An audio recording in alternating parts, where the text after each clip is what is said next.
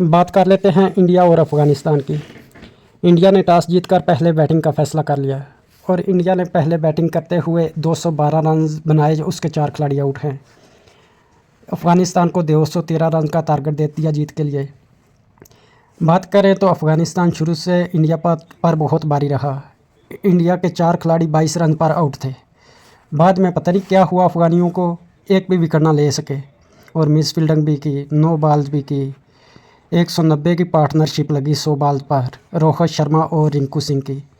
अगर अफ़गानियों ने पैसा ही लेना है, पैसा लेकर ये गेम खेलनी है, उससे तो इज़्ज़त अच्छी है ना। अफ़गानियों को ना ही तो इज़्ज़त रास आ रही है और ना ही वो खेल रहे हैं। रोहित शर्मा, उन्होंने शानदार सेंचुरी कर दी, 121 रन बनाए।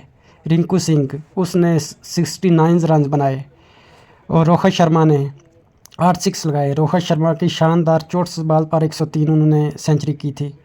101 की पार्टनरशिप भी लगी। अभी बात करें अफ़गानिस्तान बॉलर्स की, उन्होंने सलीम साफ़ी, उन्होंने 3 ओवर में 43 रन दिए, 14.33 की इकोनॉमी एवरेज थी उसकी। और 3 ओवर में करीम जन्नत ने 54 रन दिए, उसकी 18 की एवरेज थी। इसी के साथ ही अब अफ़गानिस्तान बैटिंग के लिए आ रहा है। अफ़गानिस्तान को जीत के लिए 213 रन का टारगेट है। देखते हैं अब अफ़गानी क्या करते हैं। ये एक फ्रेंडली सीरीज थी इंडिया के साथ अफ़गानियों की, लेकिन ऐसे नहीं होना चाहिए। मैच तो मैच है, उसको मैच समझ कर खेलना चाहिए। रिश्वत लेकर या आईपीएल में जाकर या दूसरों टीमों के खिलाफ अफ़गानियों का प्रोपोगंडा, ये तो अच्छा नहीं। उधर पाकिस्तान भी न्यूजीलैंड से हार गया। चलो देखते हैं अब अफ़गानी क्या करते हैं। क्रिकेट की हर न्यूज़ देखने के लिए हमारे पेज को लाइक, फॉलो और दोस्तों तक शेयर ज़रूर करें। शुक्रिया।